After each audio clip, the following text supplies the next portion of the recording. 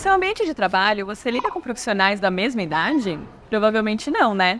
Então por que as turmas na escola têm que ser divididas por faixa etária?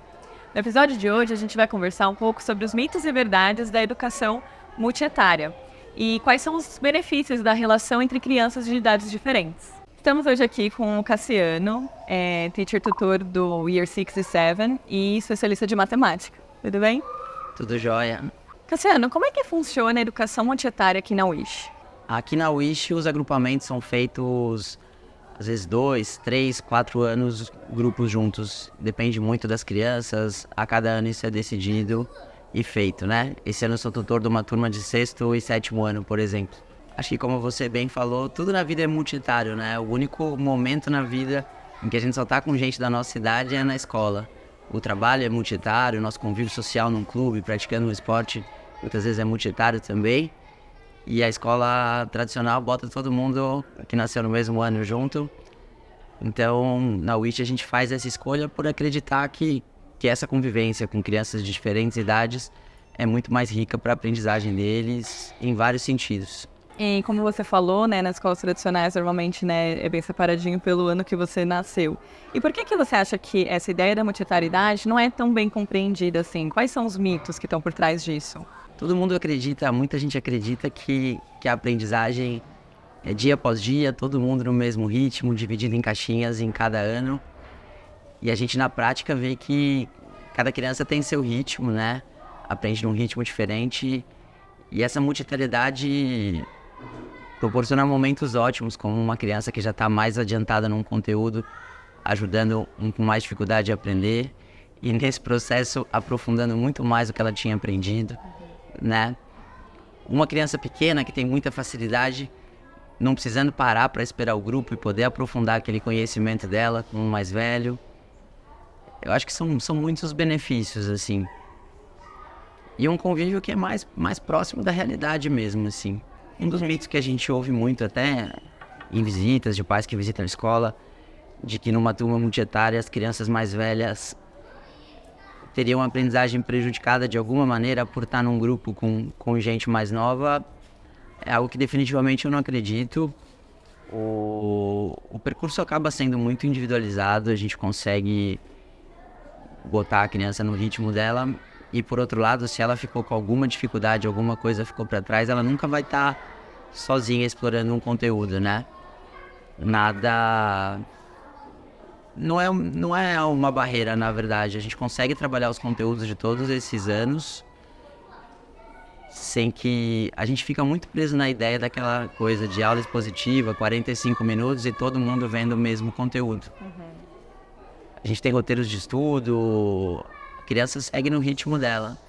O que acaba acontecendo é que às vezes algo que poderia ficar como uma defasagem, algo que não ficou tão bem aprendido no ano, ser retomado, a gente não fica tão amarrado com aquele conteúdo dos anos específicos. E acho que o inverso vale também para achar que uma criança mais nova pode ficar deslocada ou ficar muito difícil para ela acompanhar. Mas no fim, o que a gente vê nas turmas multietárias é muito eles aprendendo com eles mesmos. E às vezes o contato com uma criança que já tem aquele conhecimento mais trabalhado, mais maduro, é rico para ela aprender.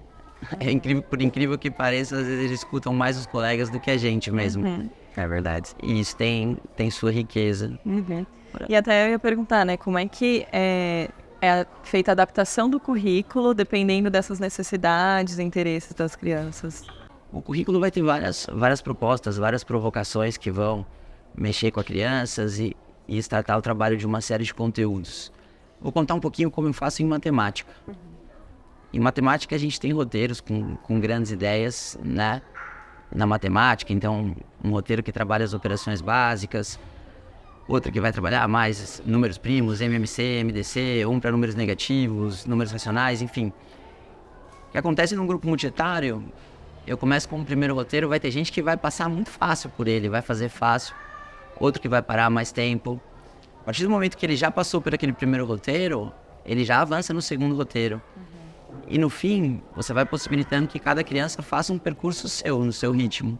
Tá olhando para a BNCC e garantindo que todos peguem um mínimo assim, mas tem criança que vai muito além, né? Tem criança que precisa se esforçar um pouco mais para conseguir garantir esse mínimo, mas justamente o que faz as coisas funcionarem são esse olhar individualizado, e a gente tem que estar pronto para ter trilha para eles seguirem assim, né? E cada um no seu ritmo. E dando corda também, né, naqueles que estão querendo mais e dando o apoio, né, para aqueles que estão precisando de suporte. Sim, hoje mesmo no meu grupo de sexto, sétimo ano, eu diria que meu grupo... Eu tenho 3 subgrupos, assim, em momentos diferentes da matemática, mas eu fico tranquilo que nenhum dos 3 está para trás da BNCC, sabe? Tem um grupo que está bem à frente. É isso, a gente imagina, às vezes uma criança que tem muita facilidade na matemática, ela teria uma lista de exercícios que o professor planejaria 1h30 do dia para as crianças fazerem. Só que ela faz em meia hora. Aqui na Wish, essa outra 1 hora ela vai trabalhar outro conteúdo em matemática, ou vai trabalhar um conteúdo que ela se dedica mais. E acho que parte da riqueza do nosso formato é isso. Então vai dando corda para aqueles que estão, né, pedindo mais e dando suporte para aqueles que estão precisando de mais ajuda. E a avaliação, Cassiano? Como é que as crianças e os adolescentes são avaliados, considerando que eles têm diferentes idades, diferentes necessidades? Cada processo de cada criança é acompanhado por um tutor na Wish, né? E esse processo de aprendizagem ele é revisitado, pelo menos a cada 2, 3 meses, com conversas individuais, para saber como as crianças estão. Que é a tutoria, né? Que é a tutoria. Todo o trajeto ele é documentado num portfólio que é compartilhado com os pais, então trabalhos que impactaram mais a criança, que se destacaram, eles vão para esse portfólio, eles produzem esse portfólio individual que vai trazer atividades deles, bem relatos, como eles se sentiram em relação aos aprendizados.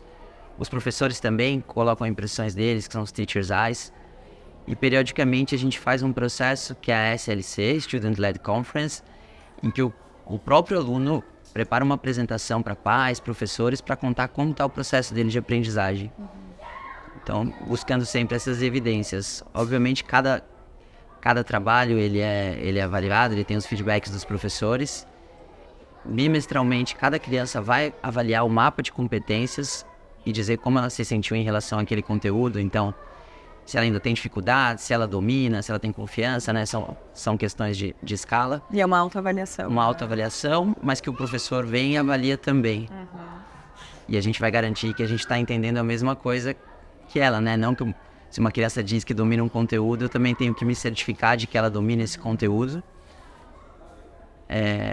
Além de todas as avaliações comportamentais, né? Mas acho que a SLC, que é um momento também com os pais, um momento de feedback geral, as autoavaliações de competências olham muito para esse lugar da competência, de habilidades, olha muito para o desenvolvimento das habilidades que são esperadas para cada ano letivo, para cada idade. E a gente ainda avalia a criança em muitos outros aspectos, né? Avaliações de competências que olham muito mais para o aspecto comportamental. Bom, esses são alguns dos dispositivos avaliativos.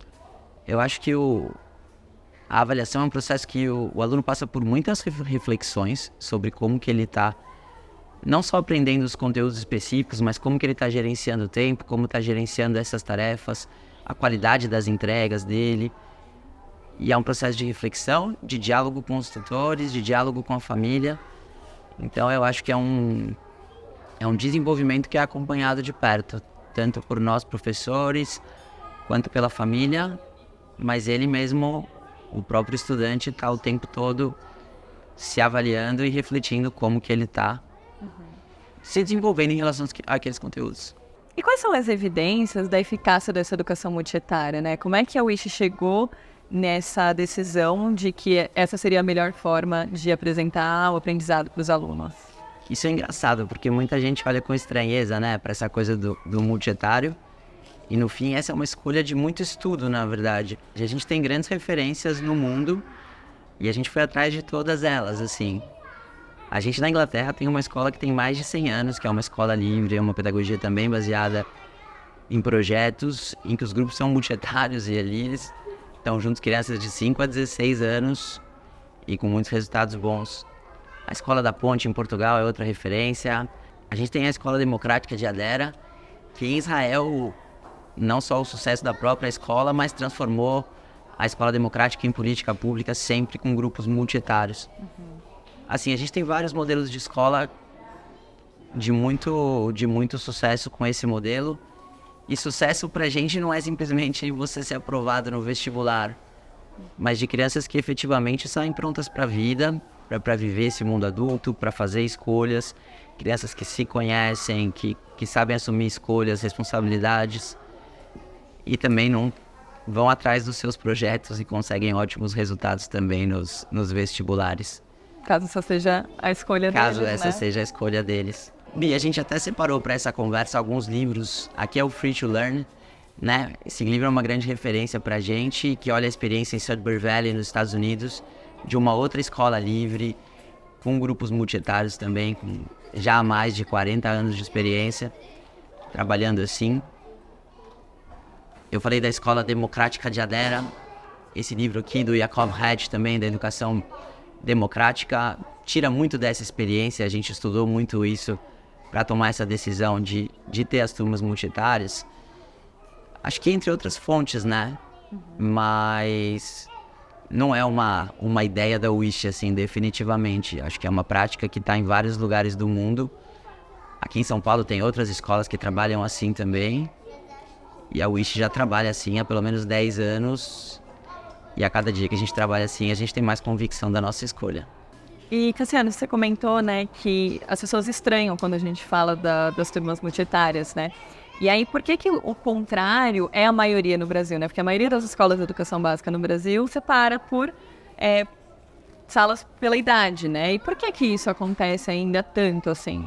Pra gente, né, que cresceu, nasceu na década de 80, acho que você é um pouco mais novinha, mas as coisas são assim desde sempre. Mas quando a gente estuda, a gente vê que essa é uma herança que vem lá da Revolução Industrial, de realmente de agrupar todo mundo da mesma idade na mesma caixinha. E o pessoal parece que esquece da própria experiência escolar. O pessoal pensa na experiência escolar, em todas as aulas que são dadas, e parte da premissa que cada criança que estava ali naquela escola tradicional aprendeu com excelência todos aqueles conteúdos. E se a gente para pensar na nossa própria experiência, nos amigos que a gente tinha, a gente sabe que não é exatamente assim, né? A Andressa, acho que todo o núcleo de educadores aqui da Wish não tirou isso do além, estudou muito para chegar nesse lugar. E a cada ano, é o que eu te falei, a gente se sente mais confiante nesse modelo e não tem a menor vontade de voltar pro anterior. Cassiano, só para o pessoal entender, na prática, esse ano, como que está sendo a divisão multietária aqui na Wish? Bi, as crianças, elas têm uma sala, um espaço referência, elas têm uma turma referência. As divisões hoje, a gente tem os toddlers, que são crianças de 2 e 3 anos, o KJ com 4 e 5. A nossa primeira turma de fundamental junto às crianças de 1º e 2º ano. A gente tem uma turma de 3º, 4º e 5º ano. A outra turma 6º e 7º, uma de 8º e 9º. E o ensino médio é uma turma só, tá? Mas, de novo, isso não impede a interação entre essas turmas. Os momentos de break, essas crianças estão juntas. Eu já trabalhei em escola tradicional que os momentos de intervalo eram separados. E a minha filha, por exemplo, ela se queixava que todo dia no intervalo ela ficava na quadra, ela estava no 2º ano, junto com as meninas do 4º ano. E o ano inteiro foi assim, ela conviveu o tempo todo quase do 4º ano. Eu acho que aqui na Wish, o fato da gente estar todo mundo junto ao mesmo tempo, as turmas interagem muito mais. Então, é super comum. Às vezes a gente vê um menino de 10 anos brincando ali, jogando ping-pong com um maior de 15, 16. E até nos conflitos dos pequenos, às vezes chega um maior e fala, pô, deixa disso, é outro respeito, né? Uma criança mais velha e tudo mais. A gente vê coisas muito legais acontecendo. Então essa multitariedade que é premissa na divisão dos grupos, de quem são os tutores referência, um pouquinho da estrutura, ela também é premissa para todo o resto que a gente faz. Então a gente vai fazer uma festa, a gente vai produzir junto, uma turma vai dançar junto com a outra. A gente tem em vários momentos as turmas se misturando e acho que a riqueza está aí, né? A criança aprende a respeitar não só os seus pares, né? As crianças da idade dela, mas aprende a conviver com os mais velhos, aprende a conviver com os pequenos. Então vai ter um futebol na quadra, entra um pequeno. Você vê que as nossas crianças, elas são mais cuidadosas, vão maneirar na força do chute, não vão querer machucar. E acho que isso é um aprendizado para a vida e para lidar com a diversidade mesmo, né? Para lidar com o diferente da gente. E isso é uma outra coisa que a multimodalidade proporciona. Estamos chegando ao fim do podcast, eu queria agradecer a sua participação, Cassiano. E esse tema traz muitas outras perguntas, traz uma conversa muito rica, mas como o tempo aqui é limitado, a gente pode continuar a conversa pelos comentários, né? Como a gente sabe que no Brasil isso não é uma coisa muito comum, a gente fica feliz em poder contribuir com as dúvidas. Além disso, fiquem à vontade para sugerir pautas para os próximos episódios. Esse episódio está hospedado no Spotify e no YouTube, mas se você preferir, você também pode ler a entrevista no nosso blog.